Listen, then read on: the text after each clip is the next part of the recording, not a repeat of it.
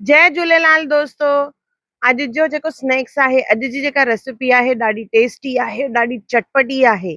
असां सिंधियुनि खे बिह त जाम वणंदा आहिनि। बिह जूं मां केतिरियूं ई रेसिपी विधियूं आहिनि, सुका बिह, ग्रेवी वारा हुजनि, टिकियूं। पर अॼु वारी रेसिपी में मां बिह जो इस्तेमालु कयो आहे, जेको ॾाढो टेस्टी स्नैक्स ठाहींदो। अचो त ॾिसूं कीअं ठाहिणो आहे। जय झूलेलाल दोस्तों, मां मुस्कान आहूजा और तव्हांजो स्वागत आहे मुंहिंजे चैनल हुनर मुस्कान का सिंधी ते।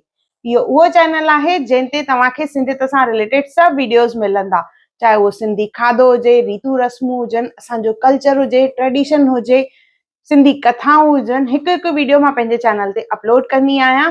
त ज़रूरु ॾिसजो, पंहिंजे माइटनि और दोस्तनि सां इहो ज़रूरु शेयर कजो त हुनर मुस्कान का चैनल ते इहे सभु वीडियोस अवेलेबल आहिनि। बी बॉल्स ठाहिणा आहिनि असांखे। उन जे लाइ असां खणंदासीं थूम, 10 खां 12 कलियूं थूम जूं खणंदासीं। उन में विझंदासीं 1 इंच अदरक ऐं उन सां गॾु विझंदासीं असां साओ मिर्च, गॾु विझंदासीं साओ मसालो। इन्हनि सभिनी खे असांखे कुटणो आहे। हमाम दस्ते जो इस्तेमालु करे रही आहियां मां, मिक्सी जार जो इस्तेमालु न कंदासीं। अगरि तव्हांखे तकड़ हुजे त तव्हां चाहियो त यूज़ करे सघंदा आहियो मिक्सी जार, पर जेका टेस्ट वधीक जेका आहे उहा हमाम दस्ते में कुटण सां ईंदी। त हिनखे असां सन्हो कुटे वठंदासीं। ॾिसो, हे कुटिजी वियो आहे। इनखे असां साइड करे रखंदासीं। हाणे मसालो कुटे खयो आहे और हिते मां बिह ऐं पटाटा जेके आहिनि बॉइल करे रखिया आहिनि। बिहनि खे 4 सीटियूं लॻाए मां बॉइल कयो आहे। ॾिसो, हिन तरह इज़ीली मैश थी वेंदा।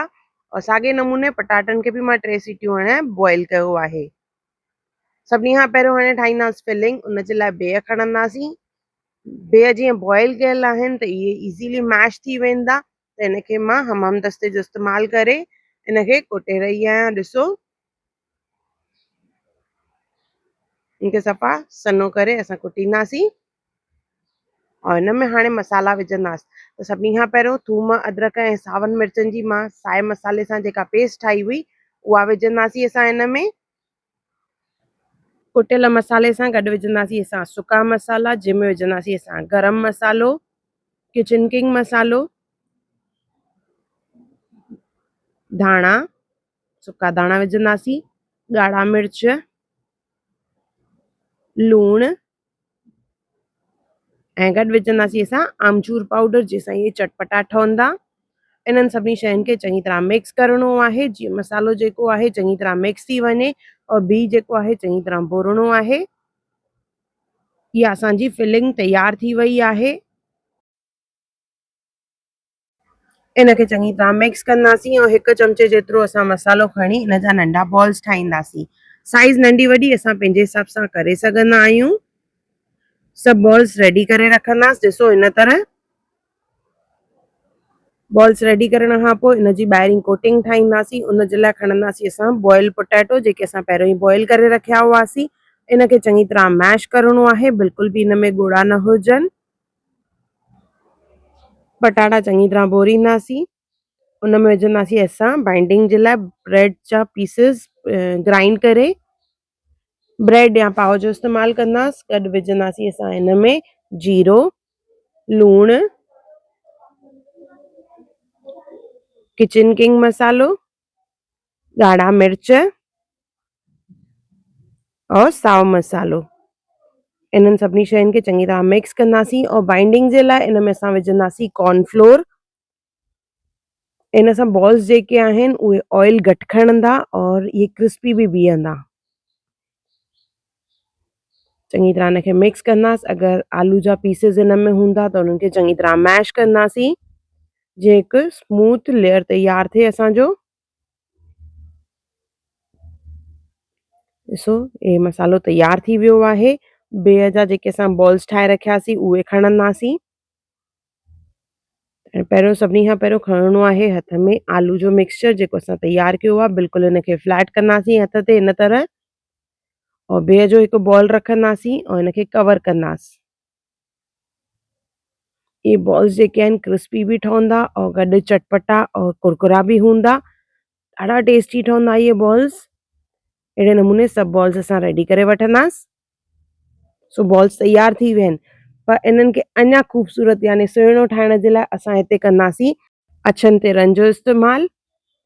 बॉल खणंदासीं, इहे जेके आहिनि तिरनि जे मथां रोल कंदासीं इनखे। त इहे बॉल्स जेके आहिनि ॾिसण में ॾाढा बढ़िया लॻंदा। चवंदा आहिनि खाधो जेको आहे ॾिसण में सुहिणो लॻंदो आहे त खाइण में ओतिरो ई वधीक टेस्टी लॻंदो आहे।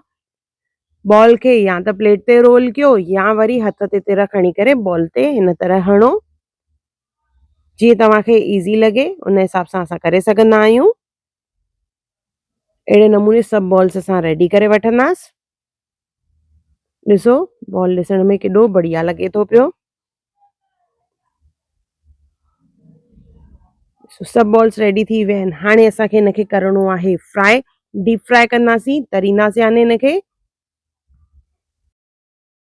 तेल गरम थी वियो आहे, इनखे फ्राई कंदासीं हाणे। साइज़ और शेप जेका आहे तव्हां पंहिंजे हिसाब सां चेंज करे सघंदा आहियो, पर हिन में कुरकुरोपन जेको आहे और हिनजी टेस्ट जेका आहे उहा उअं ई रहंदी, चाहे शेप कहिड़ी बि हुजे। इहो मसालो जेको आहे ॾाढो टेस्टी ठहंदो। गोल्डन ब्राउन थियण ताईं हिनखे असां फ्राई कंदासीं घुमाईंदे। ॾिसो हिन तरह इहे असांजा बी बॉल तयार थी विया आहिनि। सेसमे बी बॉल जेके ॾाढा टेस्टी और कुरकुरा आहिनि। बिहनि जूं केतिरियूं रेसिपीज़ जेके आहिनि मां पहिरियों ई अपलोड करे चुकी आहियां, चाहे उहे ग्रेवी में हुजनि या ड्राई स्नैक्स हुजे। अलॻि अलॻि प्रकारनि जा बिह जा रेसिपीज़ जेके आहिनि मां अपलोड कया आहिनि। हीअ रेसिपी जेका आहे बिल्कुलु अलॻि ई आहे, त हिकु दफ़ो ज़रूरु ठाहिजो और पहिरियों वारी रेसिपीज़ बि ज़रूरु ॾिसजो। और तव्हांखे कहिड़ी रेसिपी पसंदि आई उहो मूंखे कमेंट करे ज़रूरु ॿुधाइजो। ॾिसो बॉल खे कटण खां पोइ इहो केॾो बढ़िया लॻे थो पियो। जेको मसालो आहे ॾाढो टेस्टी आहे, चटपटो मसालो। त हिकु दफ़ो ज़रूरु ठाहियो और मूंखे कमेंट सेक्शन में ज़रूरु ॿुधायो त तव्हांखे रेसिपी कीअं लॻी। और अहिड़ियूं कहिड़ियूं रेसिपीज़ तव्हां मुंहिंजे चैनल ते ॾिसणु चाहियो था उहो बि मूंखे कमेंट करे ज़रूरु ॿुधाइजो। त मां कोशिशि कंदसि हिकु हिकु रेसिपी ज़रूरु अपलोड कयां। अगरि तव्हांखे मुंहिंजे चैनल ते रेसिपी या वीडियो पसंदि आयो हुजे त उनखे ज़रूरु लाइक कजो, शेयर कजो और सब्सक्राइब कजो। और मुंहिंजी नई ईंदड़ वीडियोस खे ॾिसण जे लाइ बेल आइकॉन ज़रूरु क्लिक कजो। मूंखे इंस्टाग्राम और फेसबुक ते बि ज़रूरु फॉलो कजो। और मुंहिंजे सफ़र में मुंहिंजो साथ ॾियण लाइ धन्यवाद। जय झूलेलाल।